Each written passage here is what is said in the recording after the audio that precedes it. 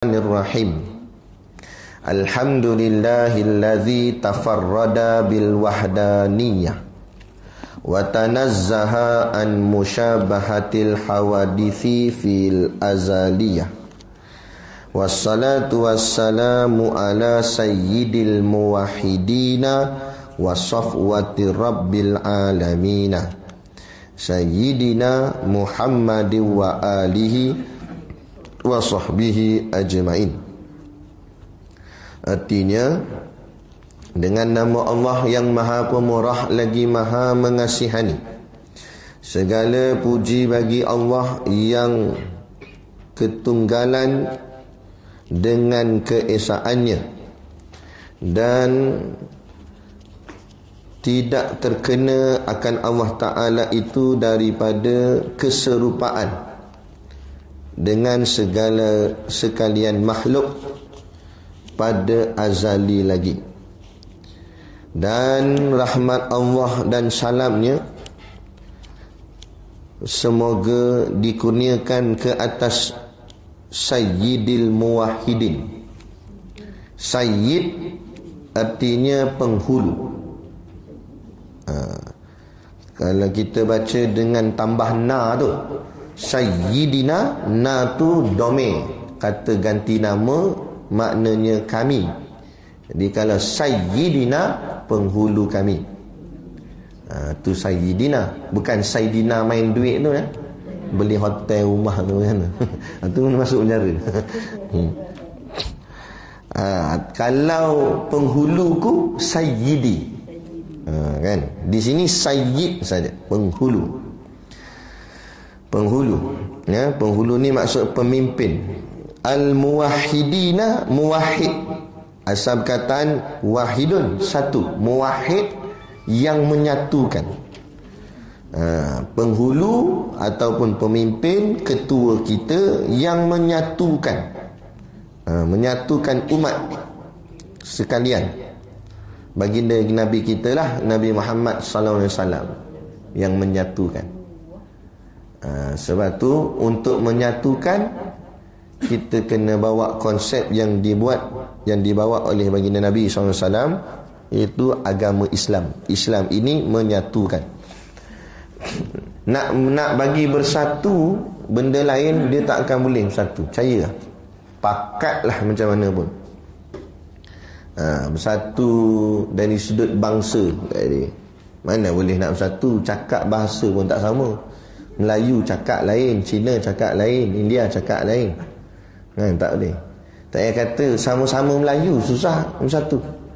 Berapa lain negeri pula, kecek lain. Ni royak. Perak ni awak, saya ke awak. Bening situ. Kan? Mana satu ni kata. Kan? Itu. Habis yang boleh menyatukan ni apa? Islam. Islam. Bukti di Mekah, Madinah tu. Datang ni dari pelosok dunia seluruh, macam-macam orang, kan? Kadang tu ialah orang, kadang saya kelakar agak tengok dia nak cakap dengan Pak Arab tu, tapi dia orang dia bukan orang Arab, kan? Dia orang Bangladesh, tapi dia nak cakap dengan polis Arab. Dia cakap Bangladesh, yang polis cakap Arab, macam itik ayam, tapi faham. Dia tanya mana tandas. Dia buat gaya apa semua. Kan? Tu kata. Lain-lain bangsa, tapi boleh berhimpun di dalam satu tempat. Yang lebih kita, orang cakap, terharu tengok kita sujud serentak. Sebab apa? Itulah namanya Islam. Bila bawa Islam, baru kita boleh menyatukan, tak kira siapa pun dia. Sebab Tuhan hanya satu. Tu bukti Tuhan satu. Kalau dikatakan Tuhan dua, berpihak-pihaklah manusia. Makhluk ni pihak Tuhan A, makhluk ni pihak Tuhan B. Mustahil, akal tak boleh terima. Menunjukkan Tuhan tu satulah, maka semua makhluk sujud pada yang satu. Gitu. Sayyidil Muwahhidin wasafwati. Apa maksud safwah? Wasafwati, watu dan safwah itu artinya pilihan. Dan pilih yang menjadi pilihan. Rabbi. Apa makna Rabbi? Tuhan. Betul makna Rabbi Tuhan? Ha? Betul? Sekalian alam tu sekejap lagi. Al-alamin. Itu baru maksud sekalian alam. Rabbi tu. Betul makna Rabbi Tuhan? Okey, kalau Rabbi Tuhan, ilah Tuhan juga. Oh, ada banyak. Okey, ada 3 perkataan yang sama kita sebut sebagai Tuhan. Allah sebut dalam surah apa? Surah An-Nas. Qul a'udzu bi rabbin nas, rabbin nas, malikin nas, malik, ilahin nas, ilah. Tiga-tiga ni Tuhan nak belaga. Rabbi Tuhan, Malik Tuhan, Ilah pun Tuhan. Cuma memang tiga-tiga makna Tuhan, tapi dari segi makna yang lebih kita huraikan atau detailkan, dia ada berbeza. Ilah ada makna yang lebih khusus, Malik pun ada makna lebih khusus, Rabbi tu pun ada makna lebih khusus. Tapi tiga-tiganya Allah. Ilah Allah, Malik Allah, Rabbi pun Allah. Okey? Okey. Tok guru kami di pondok dia buat contoh dalam bentuk mengembala kambing. Sebab kami di pondok mengembala kambing. Baik. Kalau orang yang jenis jaga kambing, itu kita nisbahkan macam makna Rabbi. Dia jaga. Jaga ni maksudnya bagi makan, bagi minum, kesihatan, macam-macam lah. Itu kan penjaga kambing tu. Dia bagi makan kambing, bagi minum, dia bagi apa lagi, jaga kesihatan kambing tu. Tu Rabbi. Ini bukanlah dia tu jadi Rabbi, ini contoh. Lagi pening pula. Baik. Lepas tu pula yang memiliki kambing tu, pemilik, tuan kepada kambing, namanya Malik. Pemilik kambing. Boleh jadi yang tukang jaga kambing orang lain, yang memiliki kambing tu tuan kambing orang lain. Macam kami di pondok lah, tuan kambing tok guru, tapi bukan tok guru bagi makan, pelajar pergi bagi makan anak murid, ada tugas-tugas dia. Macam tu. Malik yang pemilik kepada benda tu. Ada pun ilah, sembah, yang dipersembahkan, tu ilah. Contoh situasi tadi kat pondok kami, datang Sultan Perak nak ziarah pondok. Dia datang nak ziarah pondok. Maka bila dengar Sultan nak datang, takkan sambut lebih kurang, takkan bagi nasi lemak je tepi jalan tu kan. Kita kata kita buat korban pula, kita sembelih kambing nak bagi Sultan makan. Agak-agak kalau nak bagi Sultan makan, kita pilih tak pilih kambing, kita main ambil je. Pilih macam mana? Pilih paling kurus sekali. Paling gemuk, paling cantik, kambing tu paling comel, paling sedap bunyi, gitu. Maknanya kita nak maksudkan paling terbaik kita pilih. Sebab apa? Sebab kita nak persembahkan kepada yang paling terbaik, iaitu si raja tadi, Sultan tadi tu. Gitu. Tapi kalau dalam konsep kambing tadi, tiga-tiga tu orang lain, betul tak? Yang jaga orang lain, tuan orang lain, yang nak dipersembahkan pun orang lain. Tapi dalam masalah ketuhanan ni, alam kita semua ni, yang jaga Allah, yang milik pun Allah, yang dipersembahkan pun Allah. Tu hebat. Tu maksud Qul a'udzu bi rabbin nas, malikin nas, ilahin nas. Maksud. Jadi bila Rabbi maknanya Tuhan yang menjaga kita ni, yang bagi kita makan, bagi kita minum, bagi kita kesihatan, semua Allah. Rezeki. Lepas tu bila kita berhajat pada rezeki, mohon pada siapa? Allah. Yang tu pergi minta kat orang tu buat apa?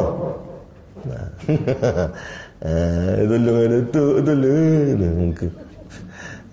Sekadar minta tolong tak apa, tapi jangan sampai bergantung harap. Kerana makhluk tak boleh apa? Makhluk tak boleh harap. Betul, memang tak boleh harap pun. Dia tolong pun mesti ada sebab. Betul tak? Okey, saya tolong awak undi saya. Betul tak betul? Ada lah dia kata, saya tolong awak tapi awak pastikan jangan undi saya ya. Ada yang kata. Itulah makhluk. Tak kira siapa-siapa pun, semua makhluk ni bila dia buat mesti dia hajat sesuatu. Mesti dia berkehendak sesuatu. Tak? Mesti dia nak sesuatu. Sebab apa? Sebab makhluk ini sifat dia saling memerlukan. Sebab dia lemah. Bila benda lemah, dia memerlukan benda lain untuk support dia, untuk tolong dia. Seorang majikan, seorang bos boleh ke jadi bos kalau tak ada bekerja? Boleh. Kilang so, saya lah bos, tapi seorang tak ada. Sunyi, krik krik krik krik, bunyi belalang. Nah, macam mana nak jalan production? Tak boleh. Nak? Tak boleh. Seorang pemimpin, seorang raja, boleh ke jadi raja kalau tak ada rakyat? Jadi raja syok sendiri nama dia. Dekat Tanjung Rambutan ni, betullah raja. Dia orang gila.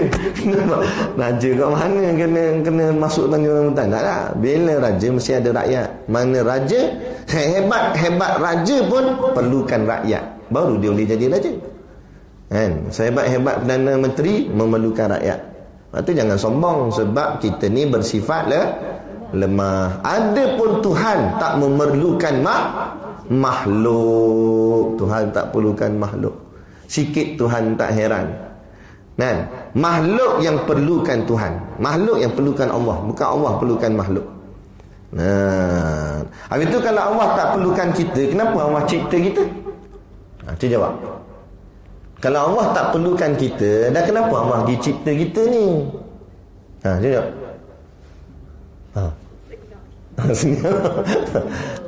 Sebab apa? Sebab Allah nak tunjukkan kekuasaan dia. Aku boleh buat apa saja, apa aku suka. Tu Tuhan, tu Allah. Dia boleh buat, nak buat bentuk manusia macam mana, nak buat bentuk sengit. Ada tak manusia mata satu? Ada. Allah boleh buat. Tak ada mata Allah boleh buat. Ada mata lebih, ada 3 dia. Allah boleh buat. Allah boleh buat. Allah boleh buat. Ada orang ayah tak ada, mak tak ada, siapa? Tapi dia ada.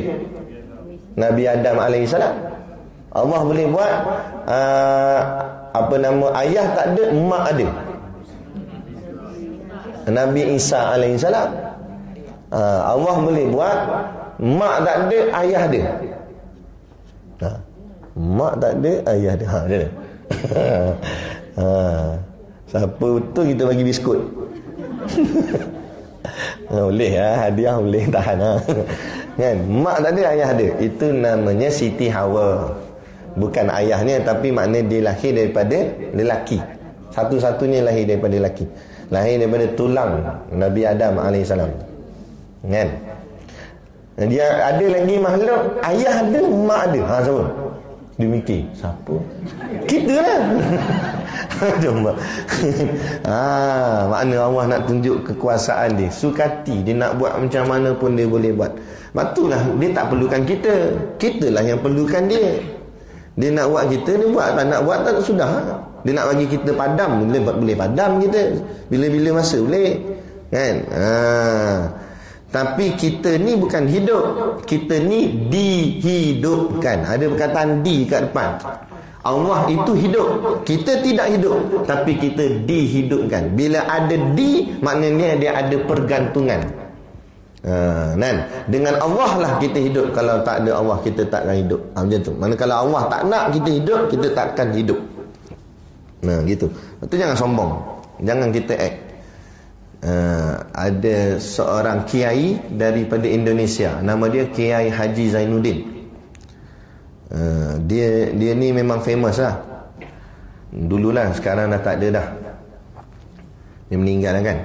Jadi dia dalam satu sesi ceramah dia pernah cakap gini. Dia tanya pada audien orang ramai. Dia kata, siapakah manusia yang paling bertakwa, paling baik? Siapa? Nabi Muhammad memanglah. Tak, ni bukan Nabi kita, orang biasa. Siapa? Yang paling baik, paling bertakwa. Jawapan dia kata tukang jaga parking. Tukang jaga parking kat luar. Masuk. Masuk lorong. Okey, boleh. Undur lagi. Langgar ada bunyi. Dia jaga parking. Dan kenapa? Saya pun pelik lah. Apa pula dia kata tukang jaga parking ni paling baik ni?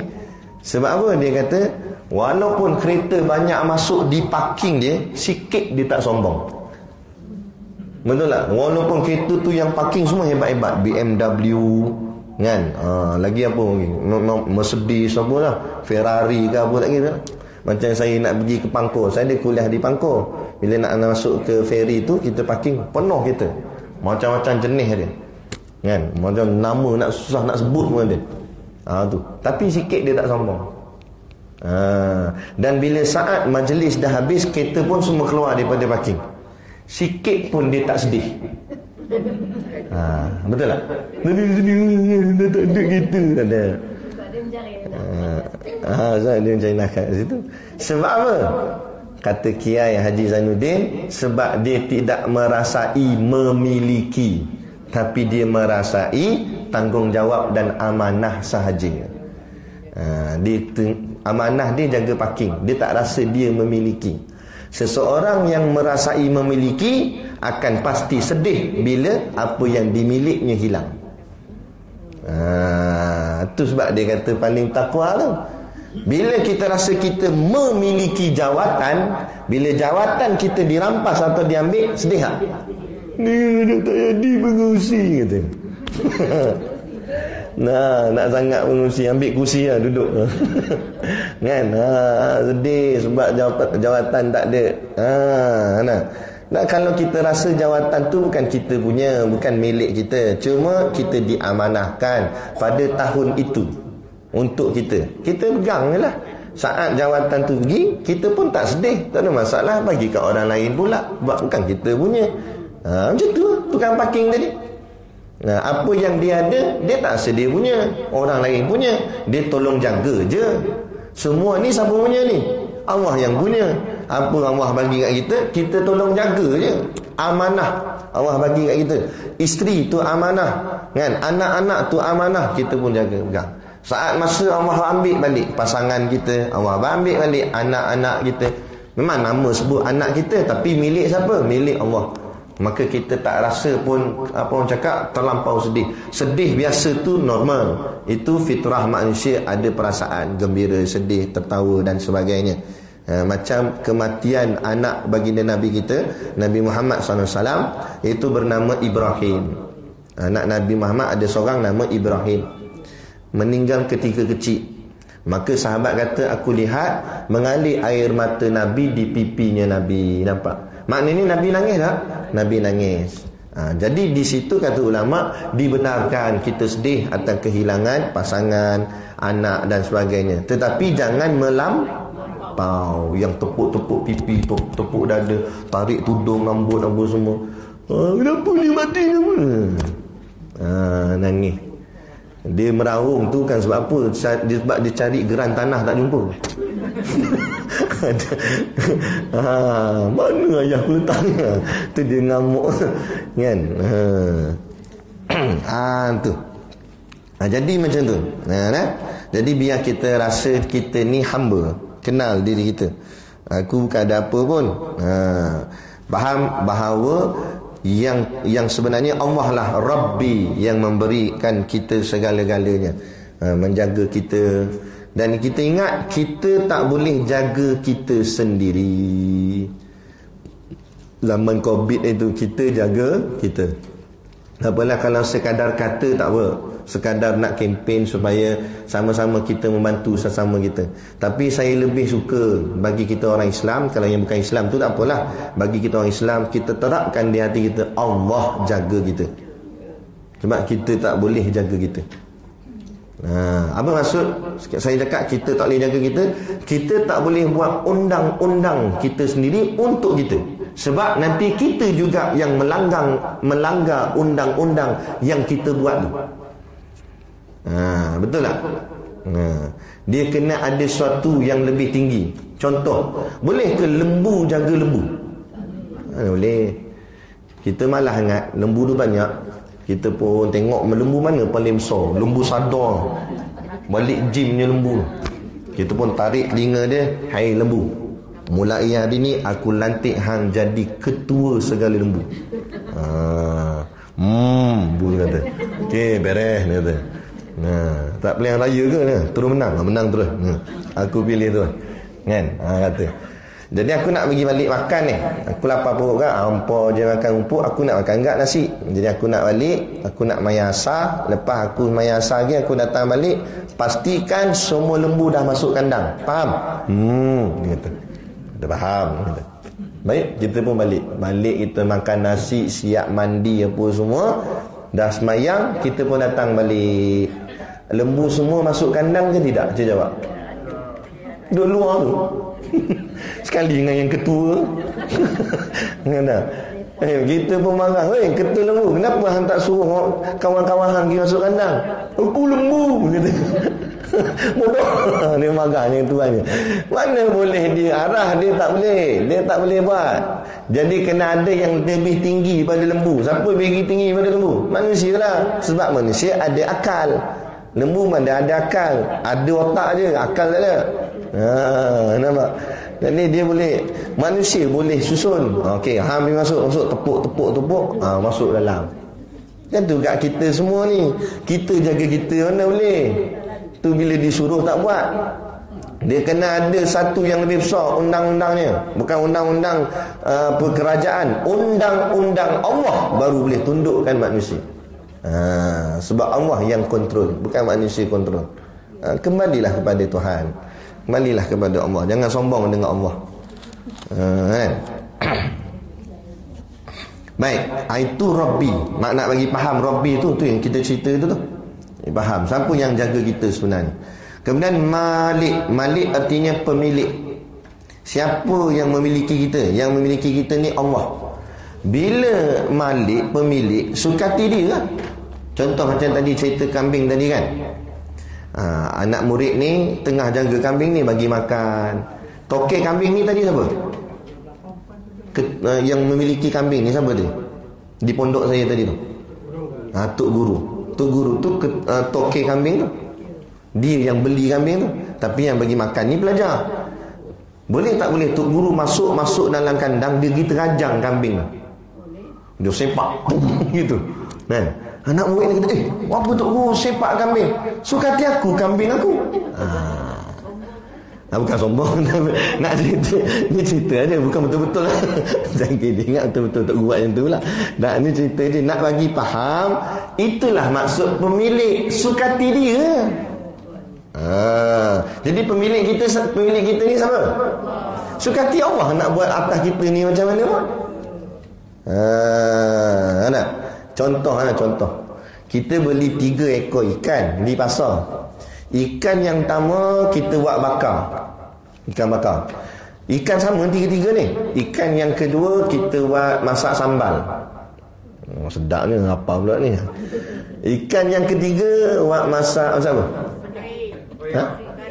Kari. Okey, kari. Ini minat makan ni. Masak kari. Jadi ada 3. Ada bakar, ada sambal, ada kari. Boleh tak yang sambal komplain?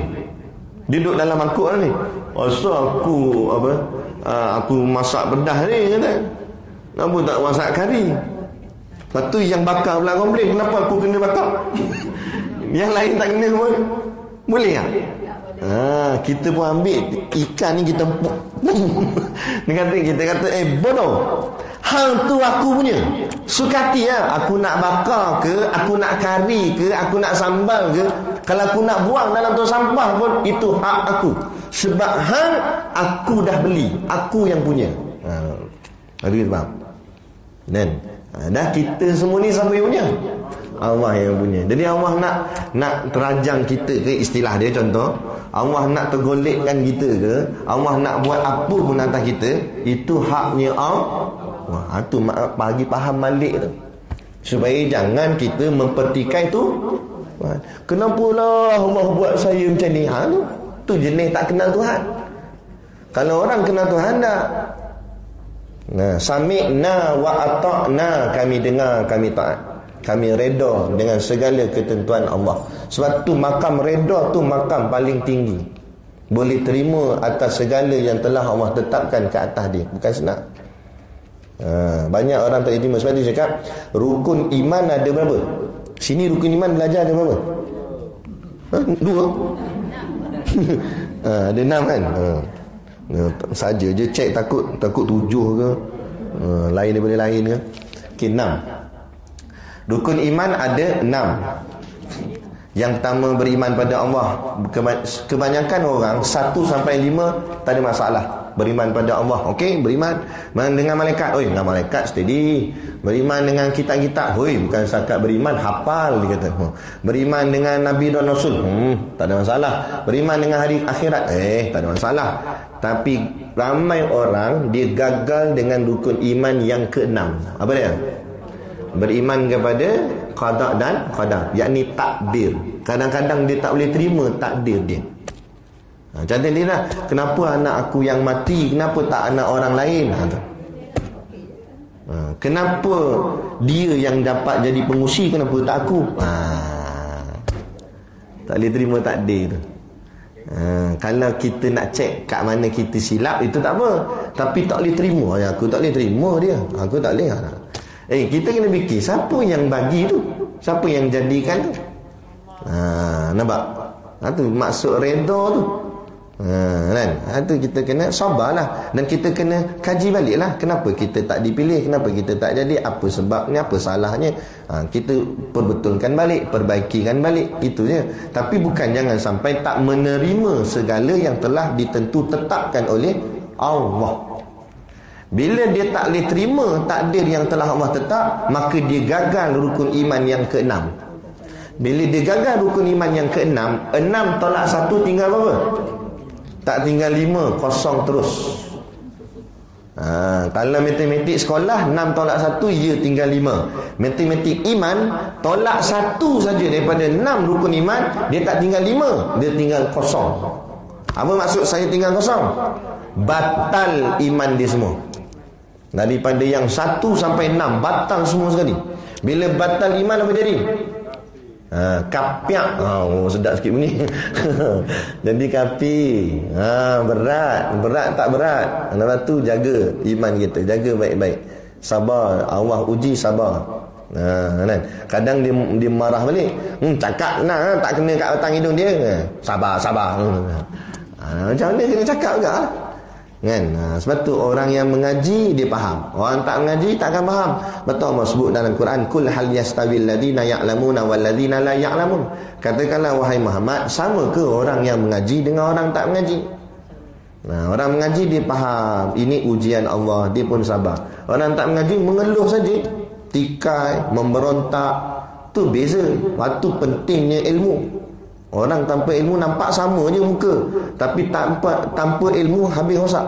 Sebab tu kata hukama, laulal ilmu lakanna nasukal bahaim. Kalau bukan kerana ilmu, maka manusia itu sama seperti binatang. Kan? Tengok binatang, dia mana ada peraturan, mana ada tamadun, mana ada. Tengok lembu, sepender tak pakai. Ada kanting-kanting itu. Dia pijak rumput, dia makan rumput. Dia pijak dah, itu dia makan. Kan? Apalah dia lembu. Tapi bodoh-bodoh dia pun laku daging. Kan? Cuba daging kita lagu lah. Gantung peha sebelah. Ini peha lembu ke? Tak, peha saya. Cing! Kawan dia kata. Peha kau kata. Tak laku, bagi free pun orang tak nak. Yang kata nak jual murah, diskaun, tak nak. Free pun orang tak nak. Sebab tu jangan sombong kita. Bodoh-bodoh lembu pun laku. Bodoh-bodoh lembu pun sanggup korbankan nyawa untuk Allah. Raya korban. kan, bagi nyawa serah nyawa, darah melimpah. Allahu Akbar, Allah, senyap dia. Diam aja. Cuba ambil tokel lembu. Allah. Tak boleh. Sebab tu Nabi suruh hadir. Saat sembelihan tu tak kira lah masuk nama ke tak masuk nama, hadir. Tujuan hadir bukan nak buat balik daging, kan? Dapat tak apa, alhamdulillah. Tak dapat pun tak ada masalah, senyap sudah, kan? Ni siap dengan Tupperware bawa. Standby dah, kan? Suruh hadir tu apa? Pergi tengok tu penyaksian, pengorbanan yang dibuat oleh seekor lembu. Lembu sanggup mati kerana Allah. Kita tak sanggup berjuang untuk Allah, padahal bukan Allah suruh sembelih kepala kita pun.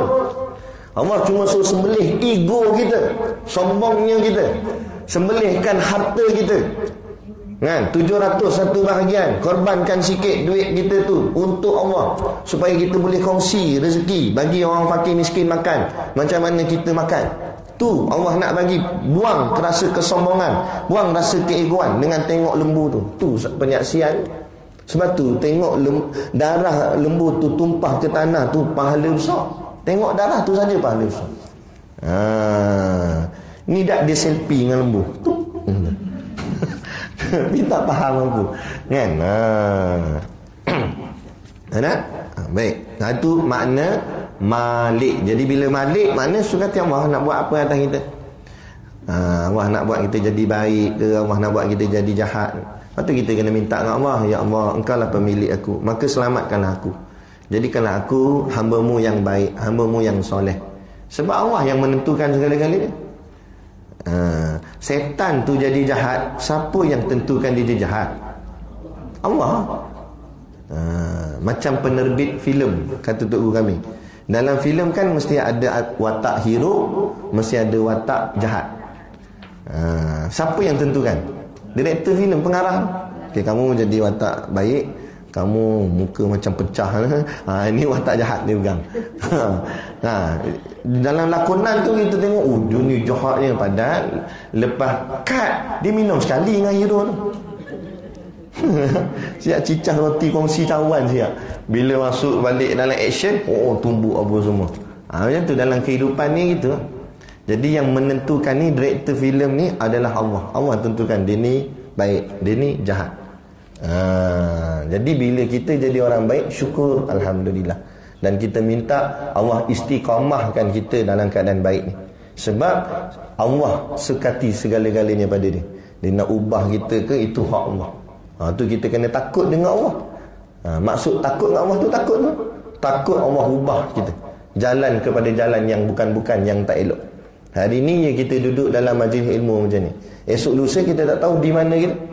Tengok cucuk langit, fever night disco pergi. Jangan main-main, kan? Bukan kira usia lah ni, budak muda bukan tak budak muda, orang tua ada. Dandut. Ni baru nak buat ni. Kata Ustaz Syed, saya kuliah kat tempat dia. Dia cerita, dia kata ada dia pun nak buat satu konsert Ustaz. Konsert apa lagi saya tanya? Konsert dandut goyang. Tu dia. Dandut tak goyang pun masalah dah, ini goyang. Bila ustaz-ustaz ni komplain, kita marah bising, nak apa jawab? Dia pun jawab balik. Dia berkata kita akan pastikan konsert ini mengikut piawaian yang dikeluarkan JAKIM. Macam mana tu? Ikut JAKIM kok mana? Dan namanya konsert, takkan pakai niqab, pakai tudung labuh, kan? Takkan ayah haji kan kopiah serban dengan konsert. Jangan joget kita diam je. Konsert apa punya tu? Seolah-olah dia nak kata inilah konsert patuh syariah. Kok ni patuh syariah? Hari ni mereka nak menghalalkan benda yang diharamkan Allah dengan menggunakan alasan perkataan patuh syariah. Kan ada kan baju renang perempuan, baju renang patuh syariah. Kita tengok macam mana, memang tutup semua ni, tapi ketat, patuh syariah tu. Tapi dia guna alasan kita patuh syariah. Dia tutup, memang tak nampak warna kulit, tapi nampak bentuk badan. Dia tak faham ni makna menutup aurat. Menutup aurat ni bukan setakat tak nampak warna kulit, bentuk badan pun tak boleh nampak.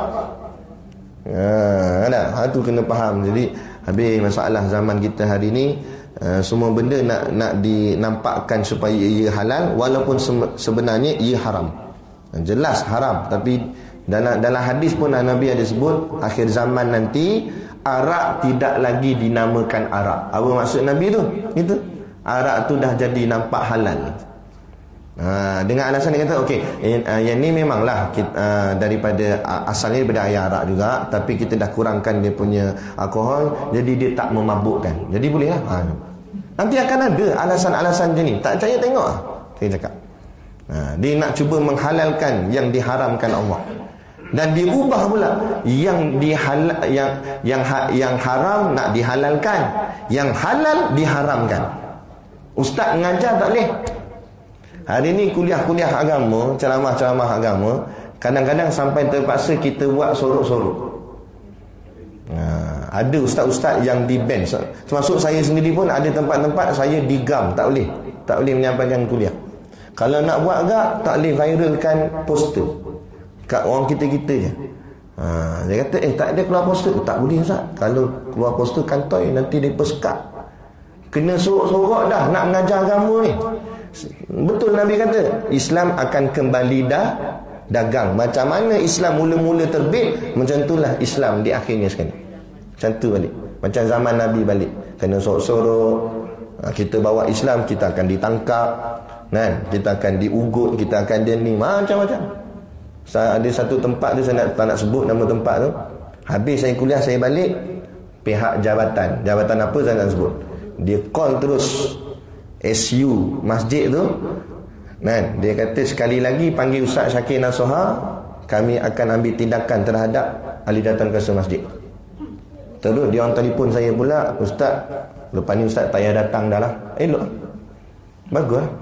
Saya tak rugi apa pun sikit. Saya cakap para asatizah kita, alim ulama kita, tok-tok guru kita tak rugi sikit pun. Sebab ilmu yang ada pada dia tak berkurang pun. Tapi yang jadi rugi siapa? Kita lah. Contoh macam saya dengan tok guru saya lah. Tok guru saya ilmunya penuh di dada dia. Tapi kalau tok guru saya tak boleh mengajar saya, siapa yang rugi? Saya lah rugi. Sebab saya tak dapat ambil ilmu daripada dia. Dia tetap berilmu dan beramal. Dan dia mati, insya-Allah dia selamat. Kita belum tentu selamat. Itu yang apa yang jadi keadaan kita di zaman hari ini. Yang halal kamu nak haramkan, yang haram kamu halalkan. Konsert yang dah terang-terang dia itu terlibat dengan pegang bendera LGBT, kamu welcome kan. Macam mana? Seolah-olah kamu mewelcomekan bala daripada Allah. Dahsyat lah ni. Lepas tu yang saya lagi rasa terkilan, rasa Allah sedih sangat. Kita tengok kat video-video ni kan, ada satu sekolah ni dia buat macam nyanyi-nyanyi. Dia panggil artis datang sekolah. Ni pun satu hal sekolah Allah turut dia. Dia panggil artis. Jadi budak-budak ni rakam. Bila rakam dia post dekat media masa ni. Jadi itu satu masalah dah. Lepas tu bahagian komen. Bila kita baca komen, ada budak-budak dari sekolah lain. Dia kata apa? Bestnya, kenapa sekolah kita tak jemput juga artis macam ni? Nampak? Apa yang ada dalam pemikiran anak muda kita semua kat luar ni? Cuba tuan-tuan bayang. Bukan orang lain ni, anak-anak kita semua. Betul tak? Apa yang ada dalam pemikiran dia? Pemikiran dia main, sonok, hiburan, semua lagu, maksiat, dosa semua ni dalam ni. Kemudian pula sekolah pula yang anjurkan Allah. Nak kata macam mana? Memang kita ni di sekolah ni kadang ada kelab kebudayaan. Betul? Lepas tu masuk kelab kebudayaan tu ada tari menari, narian zapin, campur lelaki perempuan, tak ting tenggong ponggong. Yang bawah ni tengok melopong ayah haji. Itu tak bagi. Lepas tu ada pula ni senam robik. Cikgu duduk depan sekali, pakai baju ketat, seluar ketat, dan seluar trek tu bentuk tubuh tak seluar trek tu. Takkan nak senam robik pakai nikab, pakai kain, pakai jubah. Pakai seluar gitu, 1, 2. Kenapa? Yang bawah tu anak murid tu pelajar tu umur 15, 16, 17, akhir balik belaka lah tu. Bocor-bocor lah apa. Tengok meleleh hijau ni. Nitik. Lepas tu nanti esok-esok dia tanya, cikgu bila lagi nak senar robik cikgu? Dia sonok yang tu. Bila kita tegur, kita marah, kita bising, dia kata ini untuk kesihatan Ustaz. Itulah alasan dia, menghalalkan yang diharamkan Allah, kan? Dengan alasan-alasan kesihatan, alasan-alasan itu padahal terang-terang jelas itu maksiat, itu adalah satu dosa, kan? Kalau buat joget betul-betul memang nampak dahsyat sangat, tapi buat dalam bentuk senar robik, dua itu. Adakah Islam melarang bersenam? Tidak. Tapi biar kena pada caranya. Kalau perempuan semua duduk dalam satu dewan ni, tutup tirai semua, perempuan belaka semua, apa lah, kan? Tu boleh boleh tak campur, tak ada lelaki duduk tengok. Ini campur lelaki perempuan, kena pula perempuan duduk depan, lelaki belakang. Bahagian tonggeng gini, tengok yang lelaki tu. Masjid malah pergi, senam pergi. Awal datang. Orang tak mula lagi dia sampai lah, kan? Kalau kuliah lambat pula. Tapi bukan sini lah, tempat lain. Sini bagusnya. Kan? Tu nak cerita lah, Isyad lah. Ni dunia tuan-tuan. Cuba tengok lah keadaan kita sekeliling. Aduh. Ya Allah. Jadi saya anak, hari ni birthday anak saya yang pertama. Dan jadi bertambahlah umur dia. Setiap kali dia makin besar, saya timbul kerisauan. Bukan kita tak nak anak kita besar, nak gak, tapi kita mikir nak letak mana dia. Dengan keadaan sekarang ni, saya takut sangat. Saya takut. Saya takut diri saya sendiri, anak lagi. Tapi diri kita sendiri, kita tahu lagi lah mana hitam, mana putih. Anak itu macam mana? Nak hantar sekolah macam tu keadaan. Bukan dia ajar, kan? Tak nak hantar sekolah, masalah juga. Hari ni kita ditelan mati mak, di luar mati bapa. Habis nak macam mana? Kemam gitu. Telan tidak, luar tidak. Kemam lama-lama tak boleh tak? Ini keadaan. Saya nak maksudkan sini, dahsyatnya zaman kita sekarang ni. Kalau kita tak ambil perhatian. Sebab tu jangan bermudah-mudah kita hantar anak kita ngaji sekolah, sekolah asrama ke, atau hantar anak kita universiti, kita lepas gitu je. Tak apa lah, lantak dia pandai-pandai hidup kat sana. Tak, kita kena jaga. Kita jaga. Saya bekas mahasiswa agak, saya dulu belajar di UniMed. Masa tu tak ngaji pondok lagi lah. Kita pun tak kuat lagi belajar agama ni. Saya dengan kawan-kawan saya, kami pergi mandi sungai. Ada member saya, dia bawa awek dia ngaji universiti tu jugalah. Tapi nak ceritanya, yang saya tengok pelik, budak ni masa kat kelas pakai tudung, tapi bila nak pergi mandi sungai dengan power dia buka tudung. Bukan saya doa, tapi saya silap boleh jadi daripada anak kita sendiri. Itu jaga tu.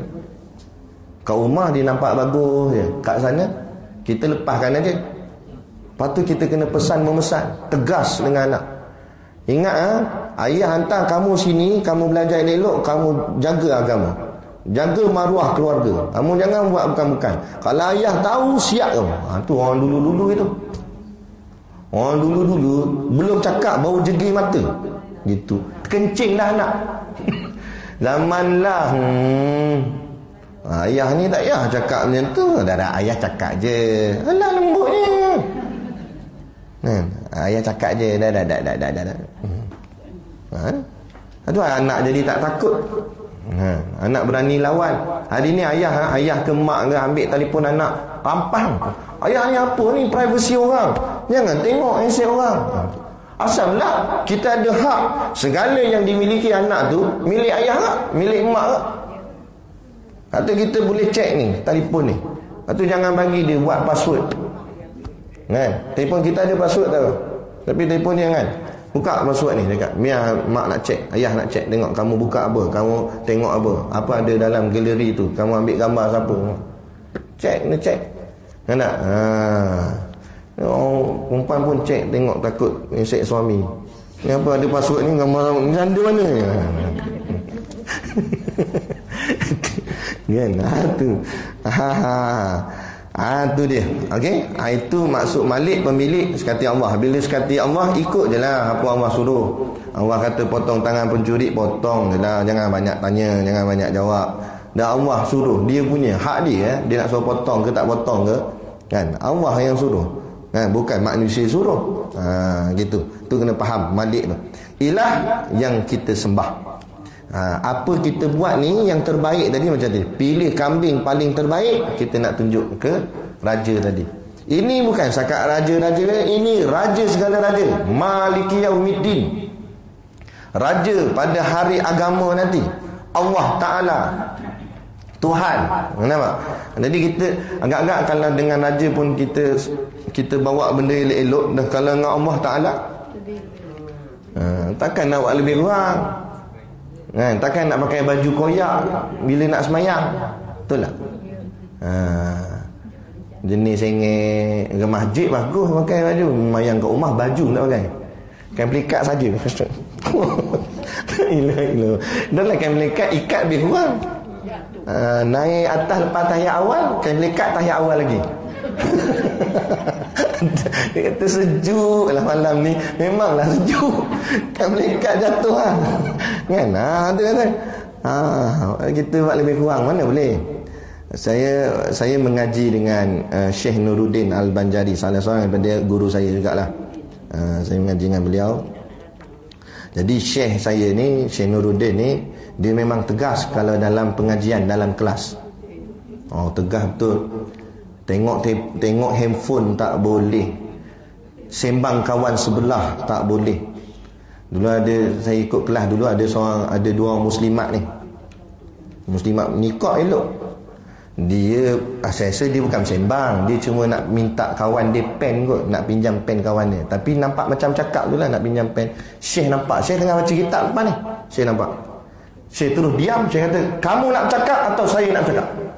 Senyap. Masa tu sunyi, yang dengar bunyi kipas. Kipas.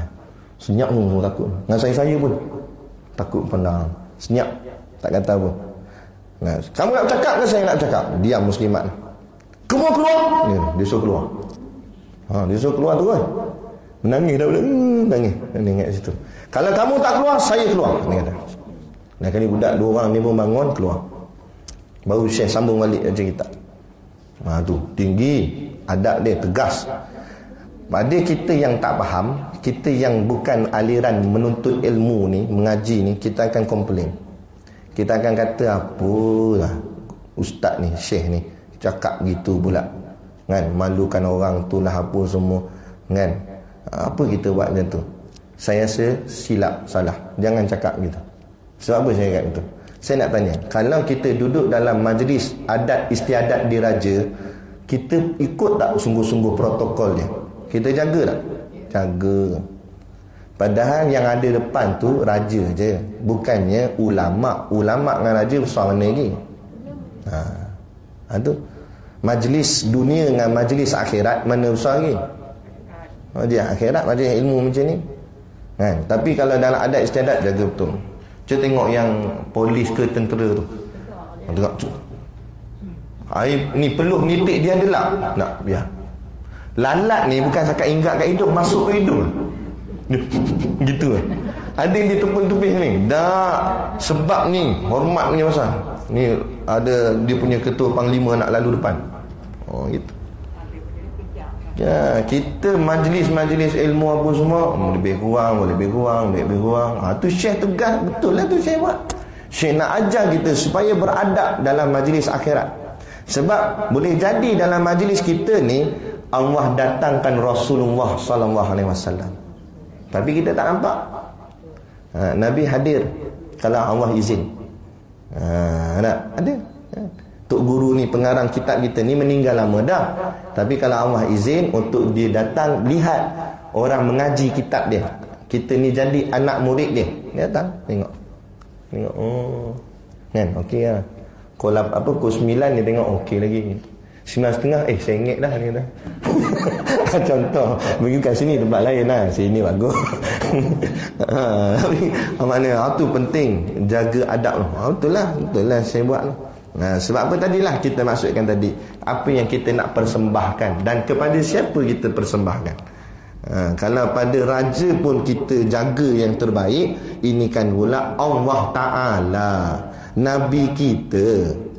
Maka kita buat yang terbaik dalam soal ibadah kita. Buat yang baik-baik, buat elok-elok, jaga elok-elok. Sebab ilah tu. Jadi ketiga-tiganya Allah belaka. Yang jaga kita pun Allah, pemilik kita pun Allah, kita buat semua ni pun untuk Allah. Tu yang saya nak masukkan. Baru kita faham Rabbil Alamin, Tuhan sekalian alam. Yang merangkumi ketiga-tiga tadi semua tu. Itulah Tuhan kita. Jadi yang menjadi pilihan bagi Allah Ta'ala itu Nabi kita Sayyidina Muhammadin, penghulu kami, natu kami, ketua kami, pemimpin kami, Nabi Muhammad sallallahu alaihi wasallam. Muhammad ni kalau dari segi perkataan, asal perkataan hamdun. Apa makna hamdun? Ha mim dal, hamdun. Belajar dah hari tu. Puji. Jadi Muhammadun yang terpuji. Daripada itulah para alim ulama kita dia memuji-mujinya Rasulullah. Engkau ibarat bulan purnama, macam-macam. Tala'al badru alaina. Tala' maknanya telah terbit. Badru bulan, ala atas, na kami, telah terbit cahaya bulan ke atas kami. Kenapa disebut cahaya bulan? Kenapa tak sebut cahaya matahari? Ni tak ada kena dengan politik Kenapa sebut cahaya bulan, tak sebut cahaya matahari? Cuba tengok. Cahaya matahari dia terik, kita sampai tak boleh tengok matahari tu walaupun dia terang. Tapi cahaya bulan dia tetap terang juga, tapi kita boleh tengok dan boleh lihat, malah cantik kita tengok. Begitulah Rasulullah. Terangnya cahaya Rasulullah nak menyinari orang, menyinari dalam keadaan gelap. Cahaya matahari terang memang terang dah siang, tapi cahaya bulan menerangkan yang gelap. Begitulah baginda Nabi SAW diibaratkan menerangkan hati-hati orang yang gelap. Orang-orang jahiliah hatinya gelap, datang Nabi terangkan. Sayyidina Umar dulu pernah menyembah berhala. Berhala dia buat daripada kurma, buat bentuk macam bentuk orang, kan? Dulu masa sebelum dia Islam. Akhirnya sampai jadi Islam dia. Bila dia dah Islam, dia tergelak sendirian, kan? Sahabat-sahabat lain Nabi pun tanya, kenapa kamu gelak seorang-seorang, wahai Umar? Kata Sayyidina Umar, macam mana aku tak gelak? Aku teringat zaman aku jahiliah dulu. Aku bermusafir jalan jauh, waktu aku lapar perut, aku pun buka beg tu, nampak ada Tuhan aku yang aku buat pakai kurma tadi, cantum-cantum buat bentuk, jadi bentuk pada kurma tu. Aku pun kata ke Tuhan, dia kata aku lapar sangat tu, aku makan sikit boleh, kata. Dia pun ambil tangan Tuhan, dia makan. Dan kali tak ada apa kan. Tu dia gelak kan, dia kata mengarut sungguhlah kepercayaan aku dulu, adalah kurma jadi Tuhan. Tu dia gelak. Nak ceritanya. Tapi bila datang Rasulullah, cahaya Islam masuk, Allah, Sayyidina Umar menjadi seorang yang sungguh-sungguh memperjuangkan agama ni, bermati-matian berjuang untuk agama. Itu indahnya cahaya Islam bila masuk ke seseorang dalam hati kita. Gitu. Ini kita usahakanlah. Sebab tu faham tak apa makna kafir? Apa makna kafir? Kafir ni sebenarnya maknanya tutup. Tutup. Cuma kafir bukan maksudnya bukan Islam, tapi tutup makna asal perkataan. Tapi kita panggil orang yang bukan Islam tu kafir lah. Tapi perkataan asal kafir itu sebenarnya maknanya tutup. Kenapa dikatakan tutup? Sebab mereka menutup hatinya daripada menerima cahaya Islam, kebenaran Islam. Abu Jahal, Abu Lahab bukan tak nampak mukjizat Nabi. Nampak Nabi terbelahkan bulan. Ada satu orang kafir ni, dia datang kat Nabi. Dia kata, kalau betul engkau Nabi Allah, kalau betul engkau Rasul Tuhan, utusan Allah, utusan Tuhan, ditunjuk ada satu pokok. Pokok tu mati dah, tinggal tunggul macam tu je, dah repuk dah, pokok tu mati dah. Kalau betul lah, kamu pergi kat pokok tu, bagi salam, cakap dengan pokok tu, hidupkan balik pokok tu, kata dia. Nabi kata, tak payah aku pergi kat dia, dia pergi kat aku. Serta-merta pokok tu kerak keluarkan dia, jalan tak pergi kat Nabi, bagi salam kat Nabi. Terpegun yang melihat. Dah masuk Islam juga? Tak. Dia kata ini sihir. Sebab apa? Telah tertutup. Khatamallahu ala qulubihim. Khatam, Allah tutup akan hati mereka. Sebab tu kita jangan jenis orang yang tutup kebenaran.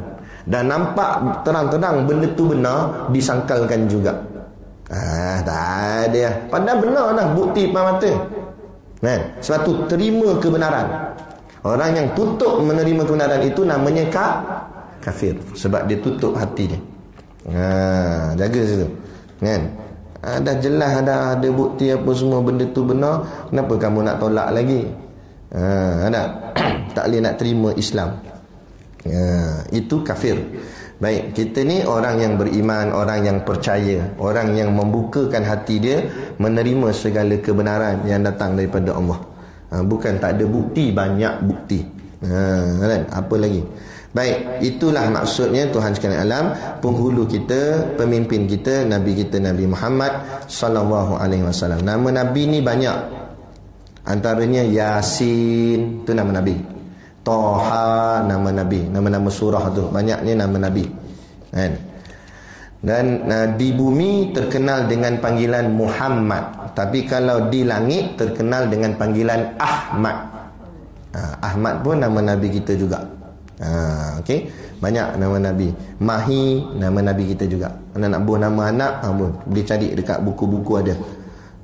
Gitu. Itulah Nabi kita Nabi Muhammad SAW yang sangat mencintai akan umatnya. Bukan setakat ahli keluarganya, tetapi seluruh umatnya. Kalau Nabi hanya jaga orang Arab, hanya Arab saja Islam, tapi Islam seluruh dunia. Itu indahnya Nabi kita. Nabi sayangkan kita. Tinggal lagi kita belum cukup meletakkan kasih sayang sepenuhnya pada Nabi. Nabi kata, la yu'minu ahadukum hatta akuna ahabba ilaihi min walidihi wa waladihi wan nasi ajmain. Tidak sempurnalah iman seseorang itu melainkan setelah dia meletakkan akulah orang yang paling dia cintai daripada ibu bapanya, anak-anaknya dan manusia yang lain seluruhnya. Kita kena letakkan Rasulullah nombor satu dalam hidup kita. Bukan setakat kita kena keajar anak-anak kita, ahli keluarga kita. Didik anak kita daripada kecil lagi, kenalkan siapa Muhammad, siapa Allah, latihkan mereka sebut nama Allah, sebut nama Muhammad. Ini tak habis-habis sebut apa nama. A for apple, B for banana. Boleh tak kita ubah A for Allah? Budak tu akan tanya, Allah tu apa cikgu? Allah tu apa mak? Satu kita terang, Allah tu Tuhan kita. Allah lah yang cipta kita. Adik boleh ada ni sebab Allah cipta adik. Walaupun dia kecil, memang dia tak faham sepenuhnya. Paling-paling tidak, nama Allah sudah masuk di hati dia. Barulah bila dia besar, dia akan nampak Allah, dibesarkan Allah. Ini ajar benda bukan-bukan. Itu yang bila dia besar, dia besarkan K-pop. Sebab mak dia pun minat K-pop. Itu masalah. Ayah minat wrestling. Anak besar jadi undertaker. Kadang kita rusing kan, kenapalah anak aku macam ni. Jangan tanya kenapalah, cek balik diri kita. Sebab kita yang mencorakkan dia. Nabi kata, kullu mauludin yuladu alal fitrah. Setiap anak itu lahir dalam keadaan fitrah. Fa'abawahu, maka mak bapaknya lah yuhawridanih au yunasiranih au yumajisanih. Mak bapaknya lah yang menentukan anaknya jadi Yahudi ke, Nasrani ke, Majusi ke. Mak bapaknya lah yang mencorakkan. Anak ni diibaratkan sebuah kertas lukisan yang berwarna putih. Maka mak bapak ni lah yang mencorakkan lukisan tu. Kan? Kalau dibiarkan, sebab tu tak boleh biar. Dibiarkan habis macam-macam color jadi. Tu jadi color warna-warni. Warna-warni tu lah LGBT. Color pelangi tu. Jaga situ. Jadi kita berhenti takat ni lah. Tengok makin sengit aja udah tu. Macam tahu-tahu je Ustaz kan kata. Sampai kat Sayyidina Muhammad. Nanti kita akan sambung pengajian kita insya-Allah jika diizinkan Allah pada perkataan wa alihi wa sahbihi ajmain. Tanda situlah wa alihi wa sahbihi ajmain. Sebab nak hurai tu panjang juga tu. Alihi tu ada huraian dia, wa sahbihi tu pun ada huraian dia. Boleh nak? Baik, jadi cukup sekadar itulah yang dapat kita kongsi dan sampaikan. Moga-moga memberi manfaat kepada kita bersama. Kalau tak banyak, sikit pun jadilah insya-Allah. Jadi cukup sekadar itu. Wabillahi taufiq wal hidayah. Wassalamualaikum warahmatullahi wabarakatuh. A'udzubillahi minasyaitonir rajim. Bismillahirrahmanirrahim. Alhamdulillahi rabbil alamin. Wassalatu wassalamu ala asyrafil anbiya'i wal mursalin wa ala alihi wa sahbihi ajmain. Allahumma taqabbal minna salatana wa du'aana innaka antas samiul alim wa tub alaina innaka antat tawwabur rahim. Allahumma ja'al dinana dinan nabiyyi Muhammadin sallallahu alaihi wasallam wa islamana islamal muslimin wa imanana imanal mu'minin wa salatana salatal khashiin wa a'malana a'malas salihin wa niyatana niyatal mukhlisin wa dhunubana ya Allah dhunubal mustaghfirin wa hayatana hayatal ulama wa mautana bimautis syuhada wa difinal jannata ma'al anbiya'i alaihimus salatu wassalam. Rabbana atina fid dunya hasanah wa fil akhirati hasanah wa qina azabannar wa qina azabannar wa qina azabannar. Sallallahu ala khairi khalqihi sayyidina Muhammad wa ala alihi wa sahbihi wa sallam. Subhana rabbika rabbil izzati amma yasifun wa salamun alal mursalin walhamdulillahi rabbil alamin. Amin ya rabbal alamin. Taqabbalallahu minna wa minkum.